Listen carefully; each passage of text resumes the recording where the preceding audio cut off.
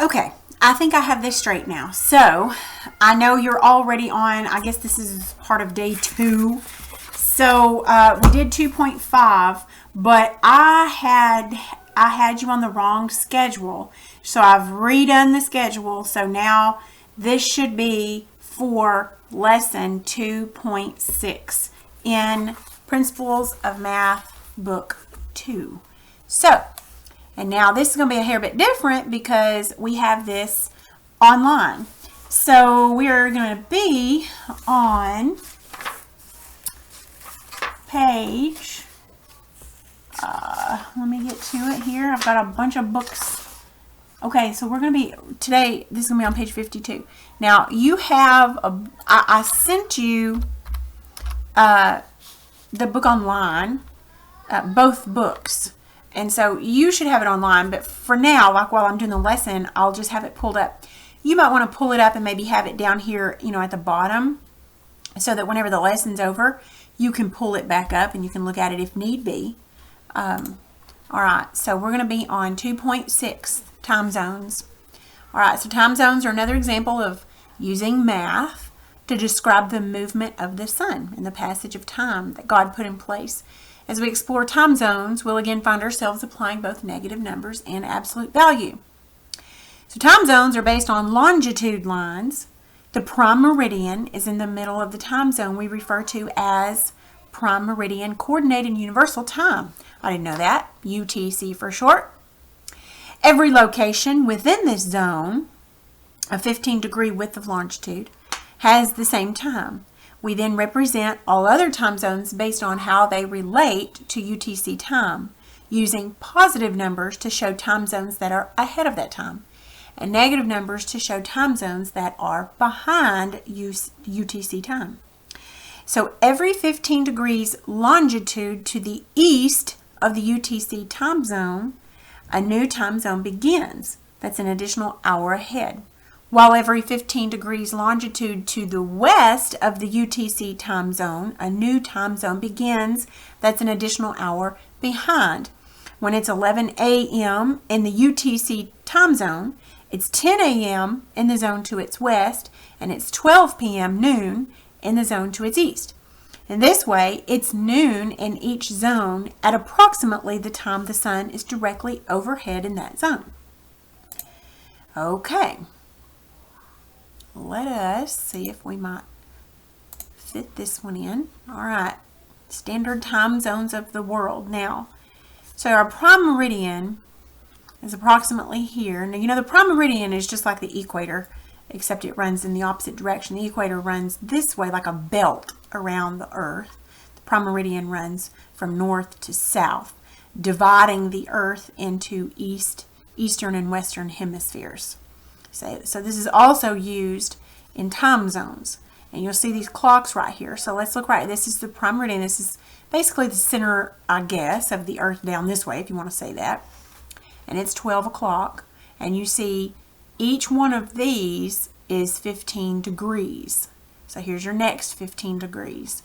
Notice some of these are kind of weird, as in how they, claim some of these. I guess they did that in order that if they had this line straight down here, then on this island, you're going to have different time zones. I guess they were trying to get out of that, out of the smaller areas, even down in here in these little areas. So like these, but these right down here, these little tiny specks of islands off of the coast of Africa are going to be in a different time zone than this.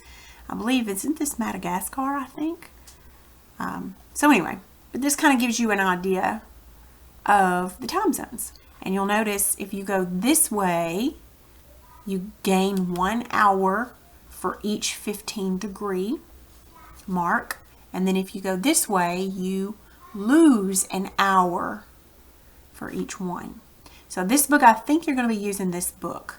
You're also, I think, going to, if I'm right, you're also going to be using... Well, it's not going to let me go to it. That's okay. Maybe in the other book. All right, let me scoot this one around here.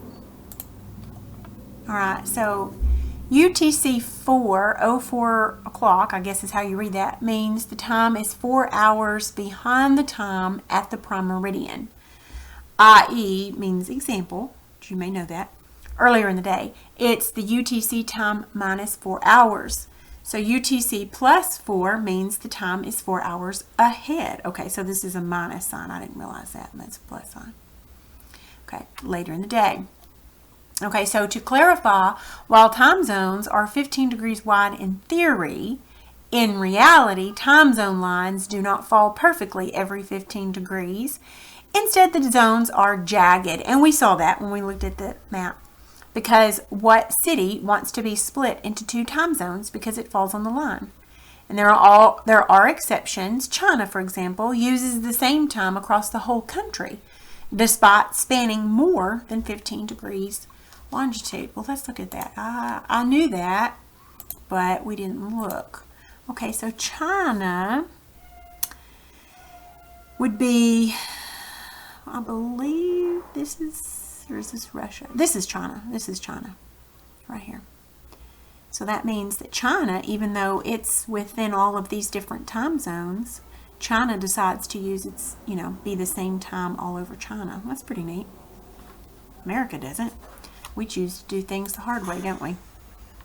That's okay. Okay.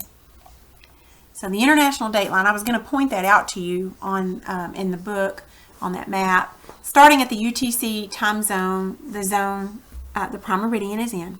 Time zones continue about every 15 degrees longitude until we reach 12 hours in either direction.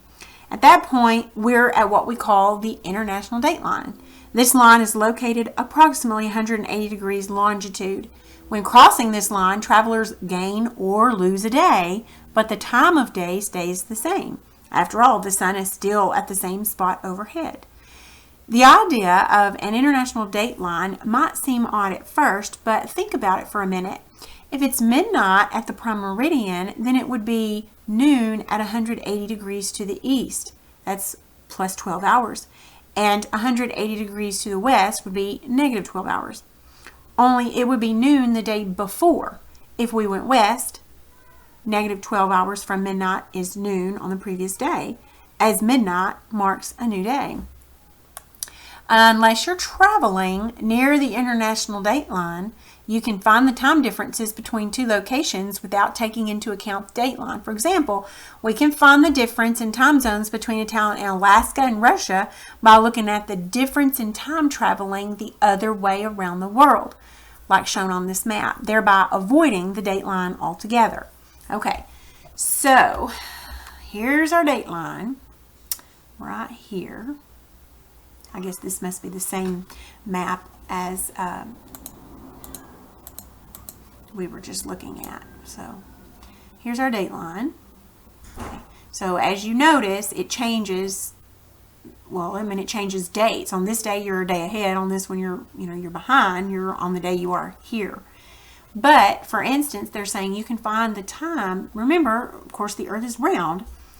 So if you're here and you wanted to find the time here, you would not necessarily have to cross over the date line and then get all confused with the dates and times, but you could go this way and find it without even crossing that international date line.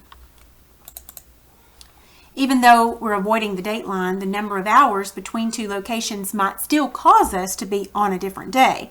For example, if 2 cities are 8 hours apart and it's 2 a.m. in the easternmost city, it's going to be 6 p.m. the previous day in the western city, 8 hours before 2 a.m. In other words, we can figure out the date changes without dealing with the international date line by simply looking at the difference in times. Again, unless you're traveling near the international date line, you don't typically need to think about it. Since our primary purpose in looking at time zones is to see negative numbers in action and not to spend a long time learning the ins and outs of telling time, we'll not include any problems that require crossing the international date line in this course. So no need to worry about that. But like I said, you might decide it is another day if you have to go back or ahead or whatever, and it may change from one day to the next. Okay, so this is about finding the difference between time zones. So the time in Brasilia is UTC minus 3 o'clock. I don't know if that's how you say that. It means 3 hours before the UTC time. The time in Shanghai, China, on the other hand, is UTC plus 8 o'clock, which is 8 hours after UTC time. What's the difference in time between the two cities? Notice we've not been told the current time in either city, and we don't need to know it to answer the question. All we're trying to figure out is the difference in time between those two cities. We can figure out the differences in time the same way we figured out the differences in longitude and latitude by subtracting one from another and taking the absolute value. So here's an example. So what's the difference in time between Brasilia and Shanghai? Remember, UTC minus 3 o'clock means a time 3 hours before UTC time, which we could think of as negative 3 hours. UTC plus 8 o'clock means a time 8 hours after UTC time, which we could think of as positive 8 hours. If we find the absolute value of the difference between negative 3 and 8, then we'll know the difference in time between these zones. So here we go, negative 3 minus, because we're finding the difference. So we're subtracting a positive 8. So think of a timeline, and I don't mean a timeline like time zones. I mean like a regular time line. And just pretend like you're on negative 3, okay? And you're going to subtract positive 8. Well, that's going to give you negative 11, okay? The absolute value of negative 11 is 11. So there's an 11-hour difference between the time in Brasilia and the time in Shanghai. Now, you could also have found the difference starting at positive 8. Since we're finding the absolute value of the difference, it doesn't matter which number we subtract from which. Remember, we're just trying to figure out how far each one of these is from 0, basically. Okay, and if you add that up, then it's 11. All right, let's read this little section over here. Some countries, including the USA, follow what's called daylight savings time during a portion of the year. This can affect the number of hours behind or ahead of UTC time a country is. An online search can easily tell you a country's current relationship to UTC time. Okay, finding the time in a different time zone. Now sometimes we want to know more than the difference in time. We want to know what the actual time is in another city given the current time in ours. Once we know the difference in time between two locations, we can use that information to find the actual time in one of the locations if we know the time in the other.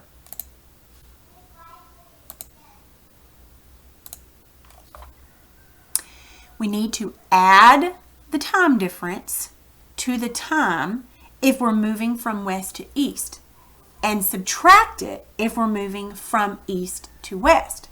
After all, the sun rises in the east, so it's always later in the day to the east. Now, it says, can I just use electronics to convert these time zones? While you can use a phone, computer, clock to give you the time in another country, it is helpful to know the basics of how time zones work and how to find a time difference yourself if needed. That way, you'll be able to mentally translate from one time zone to another without having to rely on your device. It always gives you, it also gives you practice with absolute value and negative numbers, both of which are important skills. Here's an example. If it's 2 p.m. on October 5th in Brasilia, what time will it be in Shanghai? Now, in the last example, we found the difference in time between these two locations, which was 11 hours. Now, we want to find the actual time in Shanghai when it's 2 p.m. October 5th in Brasilia. Shanghai is east of Brasilia, so we need to add the difference in time, 11 hours, as it will be that many hours later in Shanghai.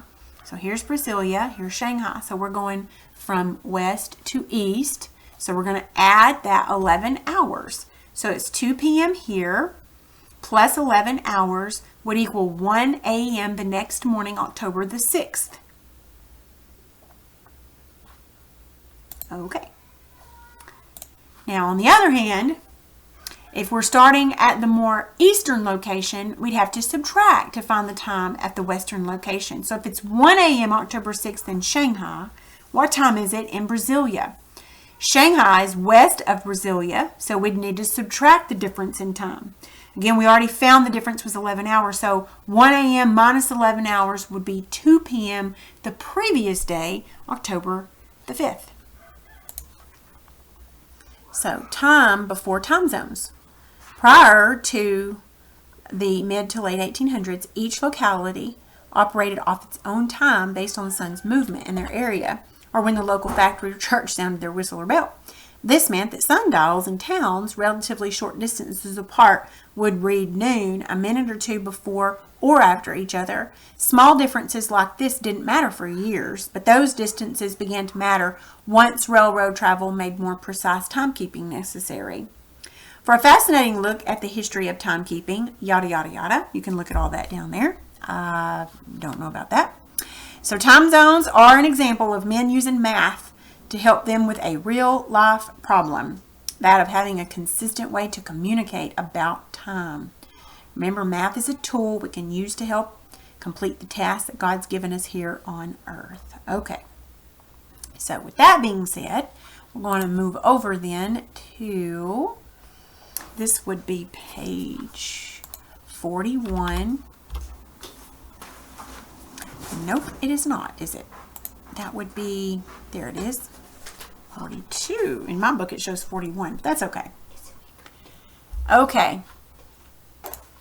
Okay, so let's see if we can kind of work through a couple of these right quick. I'm not going to grade this page. I think on the back, see, part 1 is global time zones. Number 2 is temperature. On the very back of this page, there's latitude and longitude, just one problem. And then on number 4, there's a skill sharpening, and there's only 5. And I'm going to grade those 5. So the rest of these I'm not going to grade. Now, use this information, the information given, and the time zone map in your reference, they misspelled that, reference sheets, page 433, to solve the problems. So I'm wondering, I'm guessing the reference sheet is, this is page 433, but there it is. Okay, if you have any way of printing this, you might want to print this out, that map, if you have any way of doing that. All right, so if Kansas City is at UTC 6 o'clock minus, and Berlin, Germany is at UTC plus 1 o'clock, what's the difference in time between the two cities? All right, let us look. Now, I'm going to look in my, because I have the book. No, wait a minute.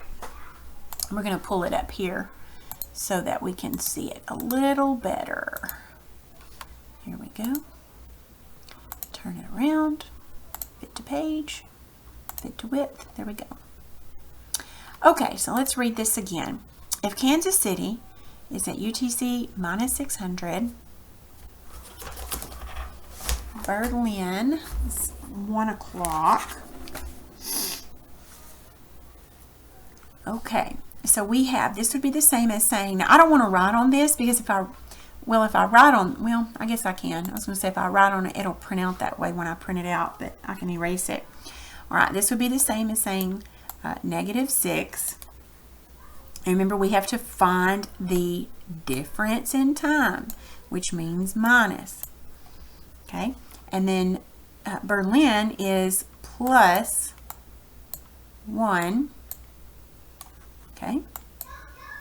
Now, I don't know if you remember this. Now, this is actually not a rule. I don't think that this book actually taught, but when I was in school, this is what my teacher told me. Anytime that you have a minus problem with negatives and positives, basically what you do is you make this, I'm going to change colors. I hope this doesn't confuse you, is you change minus to plus, and then you take the opposite of this one. So this is plus, we're going to make it minus. And so that means you just have -6 plus -1, which gives you -7. It's just kind of a trick that my teacher taught me a long, long time ago. Anytime you're subtracting negatives and positives, change that to positive, and then the second number, change it to its opposite. and then it's always easier to do. I don't know why it was, but that's what my teacher told me how to do. So anyway, you get a -7. And then, of course, you have to then do the absolute value, which would be 7. All right, so there's a 7-hour difference between Kansas City and Berlin, Germany. Okay, so let me go ahead and erase all this. One time I did not know that it would print out that way, and it printed out with all this marks on it. Okay, so the next one, what time is it in Kansas City when it's 8:00 a.m. in Berlin? Use the difference you found in problem 1A. All right, so the time, we know that there's a 7-hour difference. So if it's 8 a.m. in Kansas City, what time is it in Berlin? Well, basically, you're going to take 8 a.m. Now, we also have to remember where we're going, which way we're going. Kansas City to Berlin, going this way. So we are we adding? So 8 plus 7, 8 a.m. plus 7 hours. No. My book. Oh, no. I read this wrong. I was going to say the answers weren't doing right. No. What time is it in Kansas City? So that means we're going from Berlin to Kansas City. So we're going backwards, which means we have to subtract. So it'd be 8 a.m.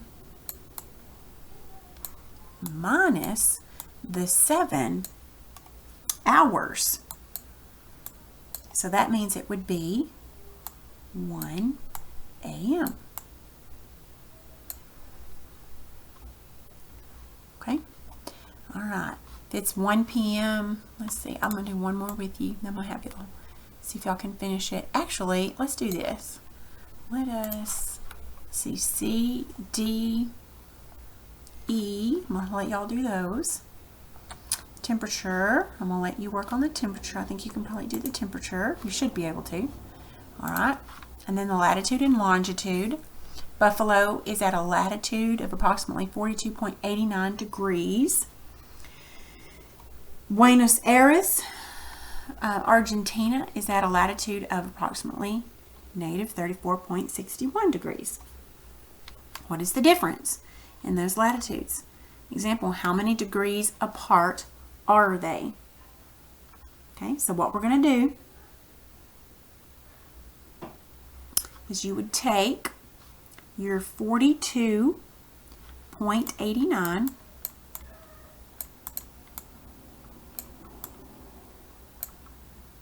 degrees, and you would subtract the -34.61.